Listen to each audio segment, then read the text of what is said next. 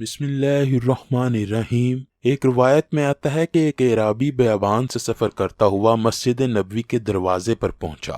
رسول اللہ صلی اللہ علیہ وآلہ وسلم کو دنیا سے وصال فرمائے 10 دن گزر چکے تھے۔ اس شخص نے اپنا چہرہ چادر میں چھپایا ہوا تھا۔ صحابہ کو سلام عرض کرنے کے بعد رسول اللہ کے دنیا سے رخصت فرمانے پر غم و درد کا اظہار کیا۔ اس شخص نے صحابہ کو مخاطب کرتے ہوئے پوچھا، آپ میں سے رسول اللہ کے اہل خانہ میں سے کون ہے؟ صحابہ نے حضرت سیدنا مولا علی کی طرف اشارہ کیا۔ حضرت علی آپ صلی اللہ علیہ وآلہ وسلم کے دنیا سے چلے جانے کی وجہ سے غم میں مبتلا تھے۔ اس شخص نے حضرت علی کو سلام کیا۔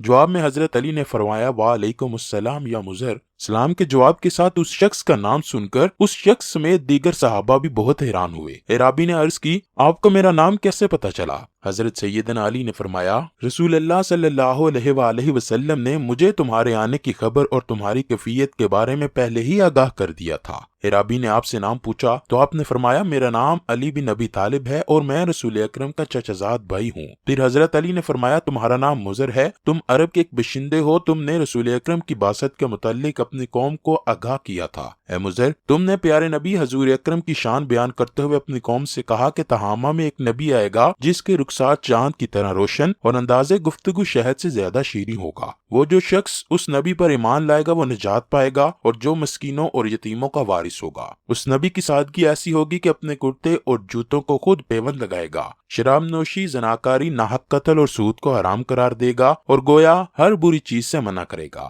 نماز پنجگانہ کے ساتھ ساتھ نماز تہجد کی بھی ادائیگی کرے گا۔ رمضان المبارک میں روزے اور اس کی راتوں کو قیام کرے گا۔ مزید یہ کہ وہ آخری نبی ہوگا اور تا قیامت تک اس کی نبوت کا چرچہ رہے گا۔ جب تم نے اپنے لوگوں سے کہا کہ تم بھی میری طرح اس نبی رحمت پر ایمان لے آؤ اور اس کے احکامات کی پیروی کرو تو تمہارے ظالم لوگوں نے تمہارے ساتھ ظالمانہ سلوک اختیار کیا اور تجھے جیل میں قید کر دیا۔ پھر جب نبی رحمت سرکار دو عالم کا اس دنیا سے وصال ہوا تو اللہ نے تیری قوم کے لوگوں پر اپنا عذاب مسلط کیا اور ان کو پانی کے سیلاب میں غرق کیا، لیکن اللہ نے تجھے اس عذاب سے بچا لیا اور اس طرح تجھے قید خانے سے نجات ملی۔ قید سے نجات حاصل ہونے کے بعد غیب سے تجھے آواز آئی کہ نبی آخر الزماں اس دنیا فانی سے رخصت ہو چکے ہیں، تو ان کے صحابہ میں شامل ہو جا اور مدینہ منورہ کی طرف سفر کر کے رسول اللہ کے روضے مبارک کی بھی زیارت کر۔ حکم ملنے کے بعد تم منازل طے کرتے ہوئے یہاں مدینہ پہنچے ہو۔ جب اس عرابی نے حضرت علی کی ساری باتیں سنی تو اس کی آنکھیں اشک بار ہو گئی۔ حضرت علی نے فرمایا، تمہارے متعلق مجھے میرے پیارے نبی نے پہلے ہی سے آگاہ کر دیا تھا اور مجھے حکم دیا تھا کہ میرے بعد عرابی ایک مضر مدینہ منورہ آئے گا تو اس کو میرا سلام کہنا۔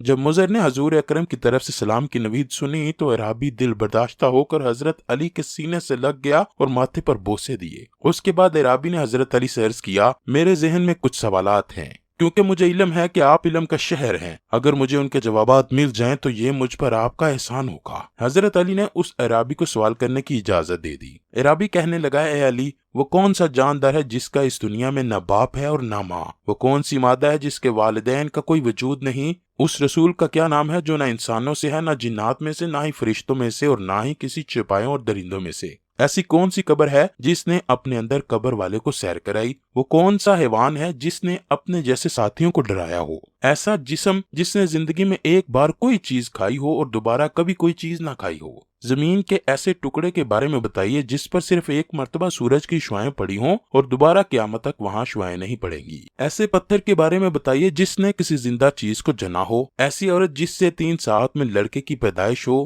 2 ساکن چیزیں جو کبھی حرکت نہیں کرتی اور 2 متحرک چیزیں جو کبھی ساکن نہیں ہوتی۔ 2 ایسے دوست جو کبھی دشمن نہیں ہوں گے اور 2 ایسے دشمن جو کبھی دوست نہیں ہوں گے۔ شے اور لا شے میں کیا فرق ہے؟ ماں کے رحم میں پلنے والے کی سب سے پہلے کون سا عضو بنتا ہے؟ قبر میں دفن انسان کی سب سے آخر میں کون سی چیز فنا ہوگی؟ والدین کی وراثت میں اللہ نے اسلام میں لڑکے کے 2 حصے اور لڑکی کا ایک حصہ کیوں رکھا ہے؟ حضرت سیدنا علی نے ان سوالات کو تسلی سے سنا اور فرمایا کہ جس نر کے بارے میں تم نے سوال کیا ہے کہ جس کی نہ ماں ہے نہ باپ، وہ حضرت آدم ہے، اور وہ مادہ جو بغیر ماں کے پیدا ہوئی ہو وہ اماں حوا علیہ السلام ہے، اور وہ نر جو بغیر باپ کے پیدا ہوئے ہوں وہ حضرت عیسیٰ علیہ السلام ہے۔ وہ جاندار جو نہ انسانوں میں سے تھا اور نہ جنوں میں سے، نہ فرشتوں اور چوپایوں میں سے اور نہ ہی درندوں میں سے، وہ کوا تھا جس نے اللہ کے حکم سے قابیل کی تعلیم کے لیے مقرر کیا۔ وہ قبر جس نے اپنے اندر صاحب قبر کو سیر کرائی وہ مچھلی تھی جس نے حضرت یونس علیہ السلام کو اپنے پیٹ میں رکھ کر سمندر کی سیر کروائی۔ وہ حیوان جس نے اپنے ساتھیوں کو ڈرایا تھا وہ چیونٹی تھی۔ وہ چیونٹیاں جب خوراک کی تلاش میں ایک ستون پر چڑھتی تھیں تو حضرت سلیمان علیہ السلام کے بیٹھنے کی جگہ پر تھا۔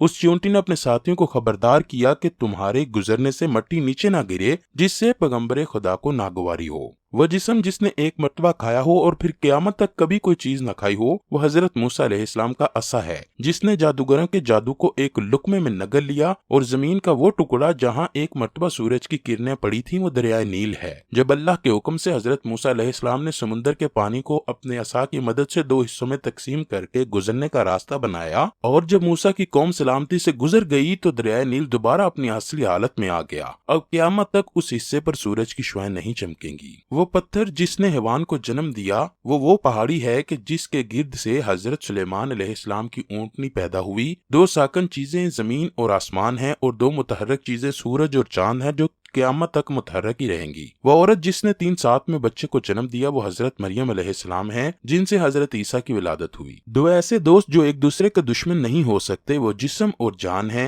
اور 2 ایسے دشمن جو کبھی دوست نہیں ہو سکتے وہ زندگی اور موت ہیں۔ شے سے مراد مومن اور لا شے سے مراد کافر ہے۔ رحم میں سب سے پہلے جسم کے حصوں میں سے شہادت کی انگلی کی شکل بنتی ہے، اور قبر میں سب سے آخر میں جو چیز مٹی میں دفن ہوگی وہ انسان کے سر کی ہڈی ہے۔ اسلام نے لڑکے کے 2 جبکہ لڑکی کی وراثت میں 1 حصہ رکھا ہے، اس لیے کہ اسلام نے خاندان کی مالی کفالت اور اخراجات کی ذمہ داریاں مرد کے کندھوں پر ہی ڈالی ہیں۔ جب اعرابی مضر نے حضرت سیدنا علی سے اپنے تمام سوالات کے جواب تسلی سے سنے تو وہ آپ کے علم سے اور متاثر ہوا اور خوش ہوا۔ اس کے بعد اعرابی مضر نے حضرت علی کو سینے سے لگایا اور واپس چلا گیا۔